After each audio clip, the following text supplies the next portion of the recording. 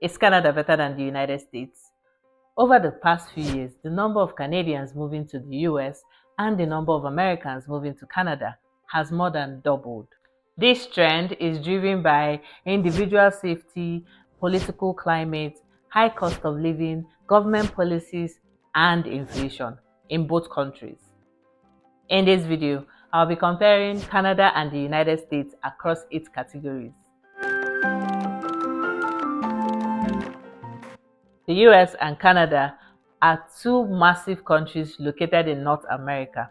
While Canada is geographically larger, the US has significantly higher population with over 330 million compared to Canada's 41 million. As a result, Canada has just about 6 major cities with over 1 million population in each city, as compared to the US that has over 10 major cities with over 1 million population. In Canada, population centers are concentrated with 20% of the entire population living in these 6 major cities due to better job opportunities and superior infrastructure. The low population density and the harsh climate in much of Canada make it a bit too difficult and very costly to develop infrastructure across the entire country. Canada is officially bilingual, with English and French as its 2 official languages. Some Canadian cities predominantly speak French, which means that road signs, communications, and services are in French. In contrast, the US does not have a designated official language at the federal level, but English is widely spoken across the country. Spanish holds special status in some states, and Hawaii and Alaska have additional official languages. Geographically, the United States is one of the most diverse countries in the world, featuring climates ranging from the tropics of Hawaii to the deserts of the Southwest and the icy mountains of Alaska. This variety offers a broader selection of lifestyle and environment compared to Canada. There's definitely a lot more to choose from in the US in respect to climate, type of lifestyle you want, and the city. This round definitely goes to the US.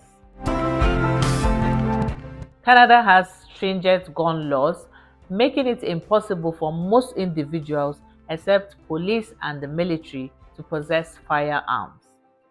Canada set its first gun law in 1934, and this was due to the number of gun crimes that was happening during the 1930s.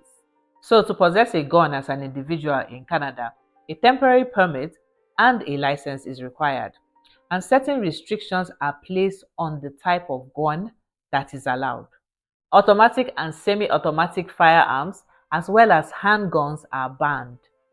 The United States, on the other hand, has a much more relaxed approach in respect to gun ownership. Like in the United States, for instance, you can literally walk into Walmart and buy yourself a gun. No questions asked, no permits required, no licenses required. Yes, Walmart.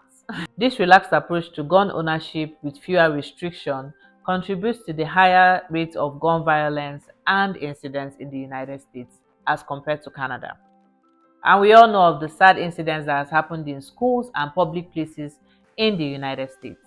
I would definitely give this round to Canada. Housing in Canada is very expensive. Housing in Canada, particularly in cities like Toronto and Vancouver, is among the most expensive in the world. The average home price in Canada is $531,000 US, which is significantly higher than the US average home price of $440,000 US. Shocking, right? Low interest rates, high demand, foreign investors, and increasing immigration. These are the factors that drive up housing costs in Canada. Meanwhile, in the United States, housing tends to be more affordable due to better infrastructure, a larger workforce, and cheaper labor costs. Cheaper labor mainly due to illegal immigration. However, in Canada, housing becomes cheaper as you move further from the major cities, although rural areas tend to be less developed compared to mid-sized cities in the US. The US wins this round. Healthcare is a defining difference between Canada and the United States. Canadians love to brag about their free healthcare, even though it is not necessarily free. Income tax is the driver of the bus. Canada offers government funded healthcare, but it is not entirely free. It is financed through taxes. Each province manages its own healthcare system, leading to varying services across the country. Each province has their own health card, their own database. Services are different, it's not the same for each province. For example, a particular province might be covering dental, and another province might not be. A province might be covering massages like New Brunswick and Newfoundland, but other provinces are not. Finding a doctor or getting a medical exam can be quite a struggle in Canada. Also, the bureaucracy in the healthcare system is a story for another day. In the United States, healthcare is largely privatized. Although it is easier to access different medical services, the cost is significantly higher, which makes private health insurance a necessity. Yes, you can see a doctor basically anytime you want or access any medical exam, but it's gonna cost you, which makes the healthcare system in the United States very expensive as compared to Canada. Despite these differences, Canadians tend to have a higher life expectancy than Americans, so I guess we are doing something right. Again, Canada wins this round. Canada is generally more welcoming to immigrants and refugees than the United States, as immigration is key to its economic growth. I mean, the Honorable Minister recently did say that 99% of the country's economic growth is dependent on immigration.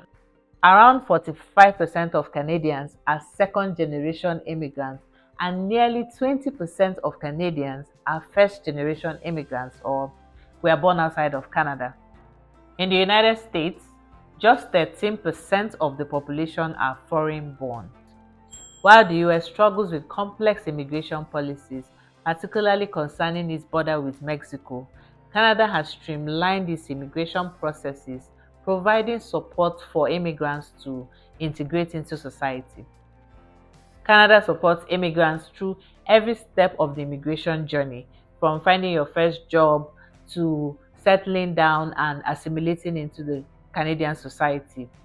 As compared to America, which is not known to have a very supporting immigration policy. The immigration policy in the United States is mostly unstable because it's oftentimes dependent on who is in power. Higher education is significantly more affordable in Canada. The US has some of the world's top universities: Yale, Stanford, Harvard, MIT, and then some. But they come with hefty price tags. A year at a private college can cost up to $30,000, leaving many students with substantial debt. In Canada, tuition for residents is lower, and even international students pay less compared to American schools. Canadian education system also boasts of a higher percentage of college-educated adults compared to the United States. In Canada, a year of undergraduate studies will cost around $5,000 to $6,000 for locals and around $20,000 for international students.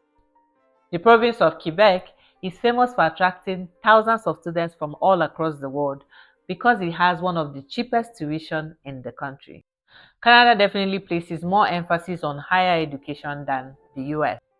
Most of Canada's immigration programs targets highly skilled professionals, contributing to a highly competitive job market, with most immigrants complaining of not being able to find a job or find their first jobs in their field.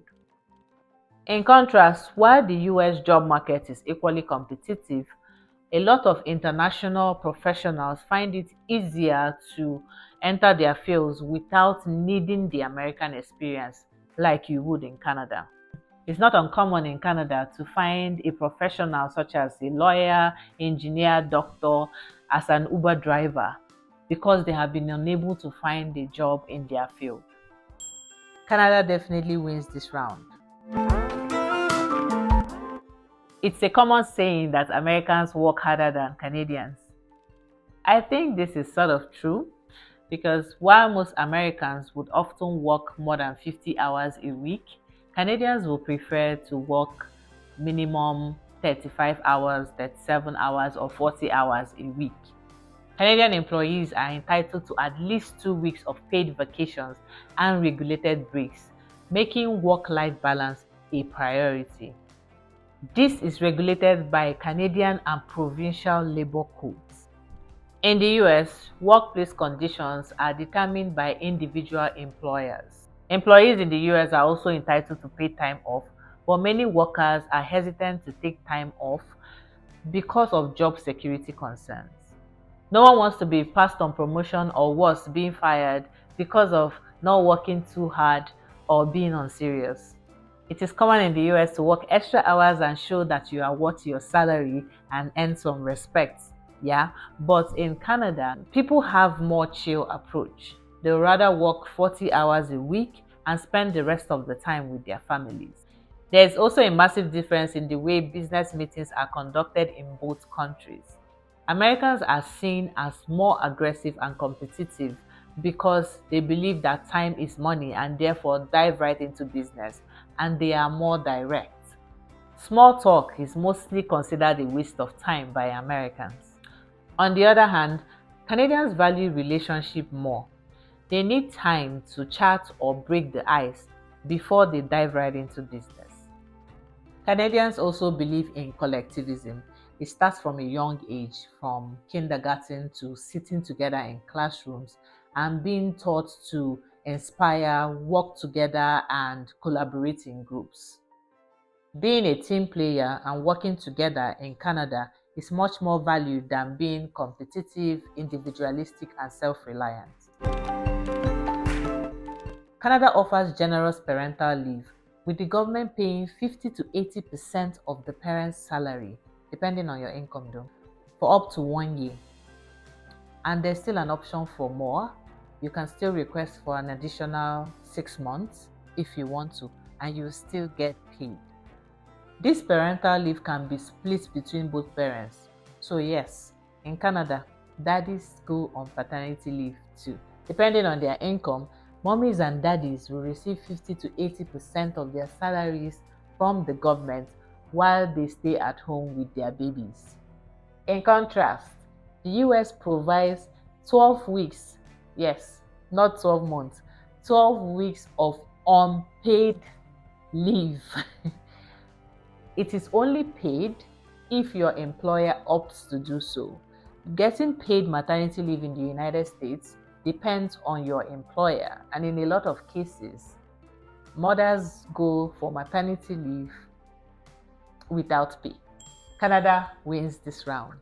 Overall, choosing between Canada and the United States depends on your priorities, whether it is affordability, cultural integration, and work-life balance. The list goes on and on. So it all depends on you. So what do you think? Do you prefer Canada or the United States? Let me know in the comment section below. And the winner is Canada. For me, that is. You stayed to the end. Thank you so much for watching. See you on my next video. Au revoir.